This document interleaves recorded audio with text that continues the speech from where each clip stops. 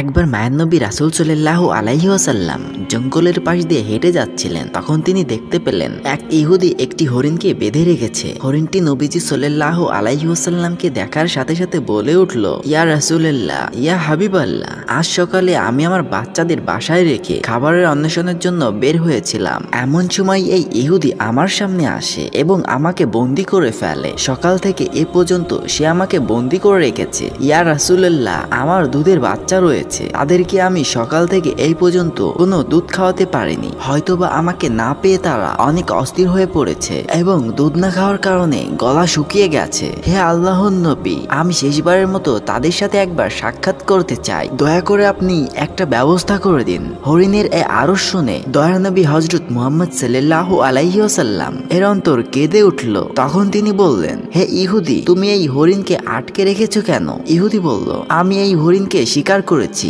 আর জঙ্গলের প্রাণী তো শিকার করা বৈধ, তাই আমি তাকে আটকে রেখেছি। তখন রাসূল সাল্লাল্লাহু আলাইহি ওয়াসাল্লাম বললেন, হে ইহুদি, তুমি কি দেখতে পাচ্ছ না এটা একটা মা হরিণ এবং তার স্তন দুধে পরিপূর্ণ হয়ে গিয়েছে। সে তার বাচ্চাদের দুধ খাওয়াতে না পেরে অনেক কষ্ট পাচ্ছে, তুমি তাকে ছেড়ে দাও। সেই ইহুদি বলল, আমি এত কষ্ট করে তাকে শিকার করেছি, আর তোমার কথা মতো ছেড়ে দিব? দয়ার নবী হযরত মুহাম্মদ সাল্লাল্লাহু আলাইহি ওয়াসাল্লাম বললেন, তুমি তাকে ছেড়ে দাও। শেষবারের মতো সে তার সন্তানদের সাথে দেখা করতে চায়, তার সন্তানদের সাথে দেখা করে এবং তাদের দুধ পান করিয়ে সে আবার তোমার কাছে ফিরে আসবে। রাসূল সাল্লাল্লাহু আলাইহি ওয়াসাল্লাম এর এই কথা শুনে বলল, বনের হরিণ কি তোমার বাপের সম্পদ যে তাকে একবার ছেড়ে দিলে সে আবার ফিরে আসবে? শিকার করা প্রাণী আজ পর্যন্ত ফিরে এসেছে, এর কি কোনো নজির আছে? রাসূল সাল্লাল্লাহু আলাইহি ওয়াসাল্লাম দেখলেন ইহুদি কোনোভাবেই হরিণটিকে ছেড়ে দেওয়ার জন্য রাজি হচ্ছে না। তখন তিনি তাকে বললেন, হে ইহুদি, তুমি হরিণটিকে ছেড়ে দাও, তার বিনিময়ে তুমি আমাকে বেঁধে রাখো। হরিণটি যদি না আসে তাহলে তুমি আমাকে সারা জীবন বেঁধে রাখবে। তখন সেই ইহুদি বলল, তাহলে সেই কথাই রইল, আমি হরিণটিকে ছেড়ে দিচ্ছি, বিনিময়ে আমি তোমাকে বেঁধে রাখছি। হরিণটি যদি ফিরে না আসে তাহলে আমি সারা জীবন তোমাকে মুক্তি দান করব না। অতঃপর সেই ইহুদি হরিণটিকে ছেড়ে দিল এবং নবীজি সাল্লাল্লাহু আলাইহি ওয়াসাল্লামকে বেঁধে রাখলো। ছাড়া পেয়ে বনের হরিণ বনের মধ্যে হারিয়ে গেল। তখন ইহুদি মনে মনে ভাবতে লাগলো, এই হরিণটি আর কোনোদিনই ফিরে আসবে না, আর এই লোকটাকে আমি সারা জীবন বেঁধে রাখবো। এর চেয়ে বোকা মানুষ এই পৃথিবীতে হয় নাকি? বনের হরিণের জন্য নিজেকে সে বিপদে ফেললো। বনে পৌঁছায় হরিণটি দৌড়াতে দৌড়াতে তার সন্তানের কাছে আসে। তখন তার সন্তানেরা তাকে জিজ্ঞেস করলো, আম্মা জান, সকাল থেকে আপনি কোথায় ছিলেন? আমরা আপনার জন্য অপেক্ষা করতে করতে ক্লান্ত হয়ে পড়েছি, আমরা আপনার দুধ পান করতে না পেরে আমাদের গলা শুকিয়ে গেছে। তখন হরিণটি তার সন্তানদের বলল, হে আমার সন্তানেরা, তোমরা জীবনের শেষবারের মতো আমার সাথে দেখা করে নাও এবং দুধ পান করে নাও, আর কখনো হয়তোবা তোমাদের সাথে আমার দেখা নাও হতে পারে। তখন হরিণের সন্তানেরা তাকে বলল, আম্মা জান, কেন আপনি এমন কথা বলছেন? কেন জীবনে আর আপনার সাথে দেখা হবে না? হরিণটি তাদেরকে বলল, হে বৎসরা, তোমরা তাড়াতাড়ি করে আমার দুধ পান করো। আজ সকালে যখন আমি খাবারের অন্বেষণের জন্য বের হয়েছিলাম তখন এক ইহুদি আমাকে বন্দি করে ফেলেছিল।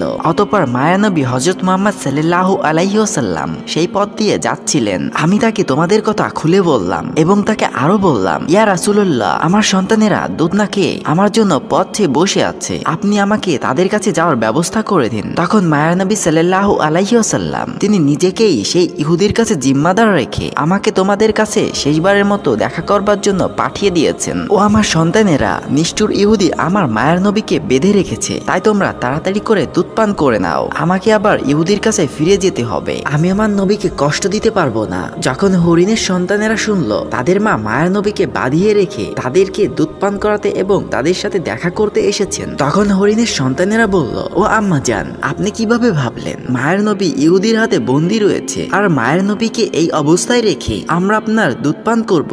আপনি চলুন, আমরা আপনার সাথে যাব। দয়ার নবী হযরত মুহাম্মদ সাল্লাল্লাহু আলাইহি ওয়াসাল্লামের কোনো কষ্ট আমরা সহ্য করতে পারবো না। অতঃপর হরিণ আর তার সন্তানেরা আল্লাহর নবী হযরত মুহাম্মদ সাল্লাল্লাহু আলাইহি ওয়াসাল্লামের মায়ায় সেই ইহুদির কাছে যাওয়ার জন্য রওনা করলো। ওদিকে হরিণ আসতে কিছুটা দেরি হয়। ইহুদি মুহাম্মদ সাল্লাল্লাহু আলাইহি ওয়াসাল্লামকে বলল, হে মুহাম্মদ, তোমার মতো বোকা মানুষ এই পৃথিবীতে আমি দেখি নাই। বনের শিকার করা হরিণ তাকে ছেড়ে দিলে সে কি আর কখনো ফিরে আসে? আর একটা বনের হরিণের জন্য তুমি আমার কাছে তোমাকে বন্ধক রেখেছো? কিয়ামত পর্যন্ত সেই হরিণ আর ফিরে আসবে না, আর কিয়ামত পর্যন্ত তুমি আমার কাছ থেকে ছাড়াও পাবে না। মুহাম্মদ সাল্লাল্লাহু আলাইহি ওয়াসাল্লাম ইহুদির এই কথা শুনে বললেন, ও ইহুদি, তুমি একটু ধৈর্য ধারণ করো, হরিণ আমার মায়ায় আবারও এখানে ফিরে আসবে। রাসূল সাল্লাল্লাহু আলাইহি ওয়াসাল্লাম সাল্লামের এই কথা শুনে ইহুদি বলল, হে মোহাম্মদ, তুমি এই অলিক কল্পনা ছেড়ে দাও। আমি দৃঢ় বিশ্বাসের সাথে বলছি, কিয়ামতের আগ পর্যন্ত এই হরিণ আর ফিরে আসবে না। তবে কিছুটা সময় কেটে গেল।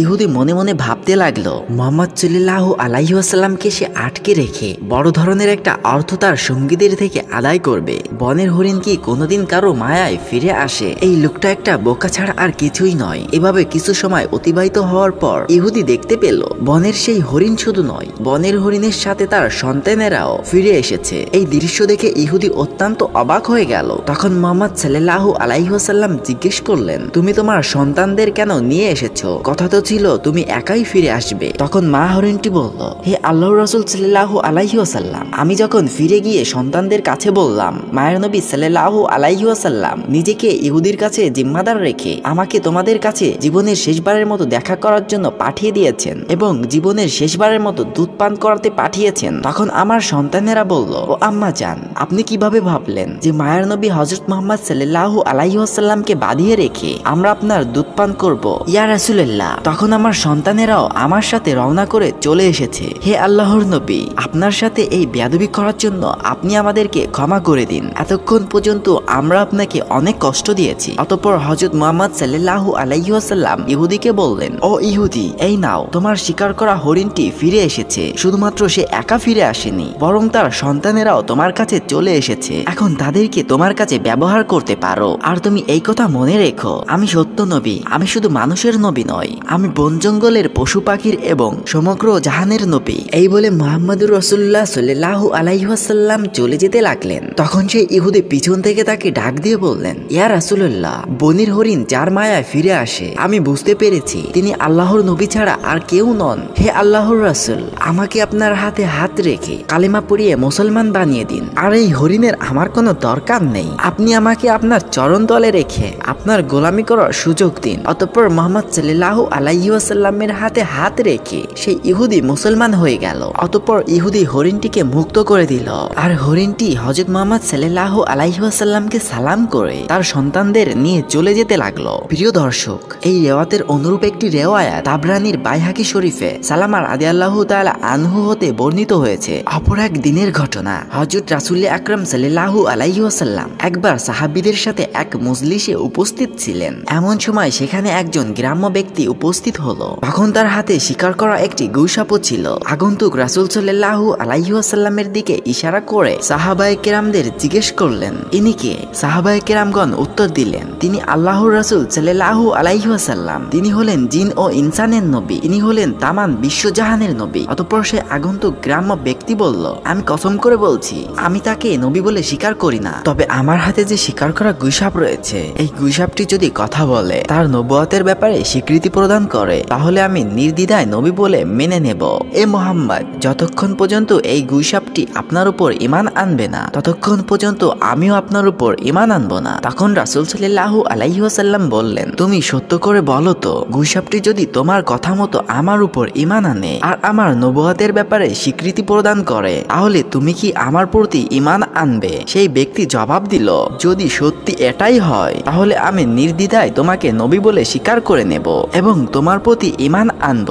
তখন আল্লাহর নবী সাল্লাল্লাহু আলাইহি ওয়াসাল্লাম তাকে বললেন, তুমি গুইসাপটিকে নিচে ছেড়ে দাও। রাসূল সাল্লাল্লাহু আলাইহি ওয়াসাল্লামের আদেশ মতো সেই বেদুইন ব্যক্তি তার সামনে সেই গুইসাপটিকে ছেড়ে দিল। এরপর আল্লাহর নবী সাল্লাল্লাহু আলাইহি ওয়াসাল্লাম গুইসাপটিকে ডেকে বললেন, হে গুইসাপ। গুইসাপকে ডাক দেওয়ার সঙ্গে সঙ্গে সেই সাপটি বোধগম্য বিশিষ্ট আরবি শব্দে জবাব দিল, লাব্বাইক ইয়া রাসূলুল্লাহ, আমি আপনার খেদমতে উপস্থিত এবং আমি আপনার অনুগত। গুইসাপের এই কথাগুলো উপস্থিত সকলেই শুনল এবং বুঝতে পারল। এরপর রাসূল আকরাম সাল্লাল্লাহু আলাইহি ওয়াসাল্লাম তাকে জিজ্ঞেস করলেন, হে গুইসাপ, তুমি কার ইবাদত করো? জবাবে গুইসাপটি বলল, আমি ওই আল্লাহর ইবাদত করি, যার আরশ ওই আকাশে, যার রাজত্ব দুনিয়াতে, যিনি সমুদ্রের ভেতরে পথ সৃষ্টি করেছেন, যিনি বেহেশতে রহমত ও দোজখে আযাব সৃষ্টি করেছেন। আল্লাহর নবী সাল্লাল্লাহু আলাইহি ওয়াসাল্লাম তাকে পুনরায় জিজ্ঞেস করলেন, আমি কে? সে জবাব দিল, আপনি আল্লাহর রাসূল এবং আপনি আখেরি নবী। যে ব্যক্তি আপনার সত্যতা স্বীকার করবে সে সফলকাম হবে, আর যে ব্যক্তি আপনাকে মিথ্যা প্রতিপন্ন করবে সে ব্যর্থ হবে। অতঃপর রাসূল আকরাম সাল্লাল্লাহু আলাইহি ওয়াসাল্লাম সেই গ্রাম্য লোকটির দিকে লক্ষ্য করে বললেন, হে বেদুইন, এখন কি তোমার মনে আমি আল্লাহর রাসূল এ ব্যাপারে কোনো সন্দেহ আছে? বেদুইন ব্যক্তি ব্যক্তিটি বলল, ইয়া রাসূলুল্লাহ, ইয়া হাবিবাল্লাহ, যার নবুয়তের ব্যাপারে একটি গুইসাপ সাক্ষী প্রদান করে তার নবুয়তের ব্যাপারে সন্দেহ পোষণ করার আমি কে? হে আল্লাহর নবী, আপনি আমাকে মুসলমান বানিয়ে দিন এবং আপনার চরণতলে খিদমত করার সুযোগ দান করুন। তখন সেই বেদুইন রাসূল সাল্লাল্লাহু আলাইহি ওয়াসাল্লামের হাতে হাত রেখে কালেমা পড়ে মুসলমান হয়ে গেল। একবার আবু জাহেল, ওয়ালিদ ইবনে মুগিরা এবং আস ইবনে ওয়াইস প্রমুখ কাফিররা রাসূল সাল্লাল্লাহু আলাইহি ওয়াসাল্লামের কাছে এসে বলল, ওই যে আকাশের চাঁদটা দেখা যাচ্ছে, তুমি যদি ওই আকাশের চাঁদটা দ্বিখণ্ডিত করে দেখাতে পারো তাহলে আমরা তোমার উপর ঈমান এনে ইসলাম ধর্ম গ্রহণ করব। তখন রাসূল আকরাম সাল্লাল্লাহু আলাইহি ওয়াসাল্লাম তাদেরকে বলে, আমি যদি সত্যি ওই আকাশের চাঁদকে দ্বিখণ্ডিত করতে পারি তাহলে তোমরা কি আমার উপর ঈমান আনবে এবং আল্লাহকে আল্লাহ বলে মেনে নেবে? তারা বলল, আগে তুমি চাঁদটি দ্বিখণ্ডিত করে দেখাও। সত্যি আমরা তোমাকে কথা দিচ্ছি, যদি এই কাজ তুমি করে দেখাতে পারো তাহলে তোমার উপর আমরা নিশ্চিত ঈমান আনব এবং তোমার আল্লাহকে আল্লাহ বলে স্বীকার করব আর তোমাকে নবী বলেও স্বীকার করে নেব। তখন নবীজি সাল্লাল্লাহু আলাইহি ওয়াসাল্লাম আল্লাহর দরবারে দোয়া করলেন, হে আল্লাহ, আপনি এই আকাশের চাঁদকে দ্বিখণ্ডিত করে দিন। আল্লাহ রাব্বুল আলামিন রাসূল করিম সাল্লাল্লাহু আলাইহি ওয়াসাল্লামের এই দোয়া কবুল করে নিলেন। দোয়া করার পরে আল্লাহর রাসূল সাল্লাল্লাহু আলাইহি ওয়াসাল্লাম চাঁদের দিকে আঙ্গুলের ইশারা করলেন আর সাথে সাথে আকাশের চাঁদ দ্বিখণ্ডিত হয়ে গেল। চাঁদের দুইটি খণ্ড পরস্পর থেকে এতটা দূরে সরে গিয়েছিল যে এটার মাঝখান দিয়ে হেরা পর্বত দেখা যাচ্ছিল আর চাঁদের দ্বিখণ্ডিত হওয়ার ব্যাপারটি কাফেররা ভালোভাবে দেখতে পাচ্ছিল। এবার আল্লাহ নবী প্রত্যেকটা কাফেরকে তাদের নাম ধরে ধরে ডেকে বললেন, হে আবু জাহেল, সাক্ষী থাকো। হে ওয়ালিদ ইবনে মুগিরা, তুমিও সাক্ষী থাকো। হে আস ইবনে ওয়াইস, তুমিও সাক্ষী থাকো। আমি তোমাদের কথা মতো আকাশের চাঁদকে দ্বিখণ্ডিত করে দিয়েছি আর তোমরা এখন তোমাদের ওয়াদা মতো আল্লাহকে ইলা বলে স্বীকার করে নাও এবং আমাকে নবী বলে স্বীকার করো। তখন কাফেররা হাসতে হাসতে বলতে লাগলো, হে মুহাম্মদ, এতদিন তো জানতাম তুমি শুধু এই পৃথিবীর সমস্ত জিনিসের উপরই জাদু করার ক্ষমতা রাখো, আজ তো দেখছি তুমি আকাশের চাঁদের উপরও জাদু করার ক্ষমতা রাখো। তোমার মতো এত বড় জাদুকর এই পৃথিবীতে আমরা কখনো দেখিনি। আর তুমি এই কথাও জেনে রাখো, আমরা কোনো জাদুকরকে নবী বলে স্বীকার করতে পারি না। মূলত আল্লাহ রাব্বুল আলামিন তাদের ভাগ্যে কোনো হেদায়েত লিখে রাখেননি, তাই তারা আল্লাহর রাসূল সাল্লাল্লাহু আলাইহি ওয়াসাল্লামের পক্ষ থেকে এত বড় একটা মুজিজা দেখার পরও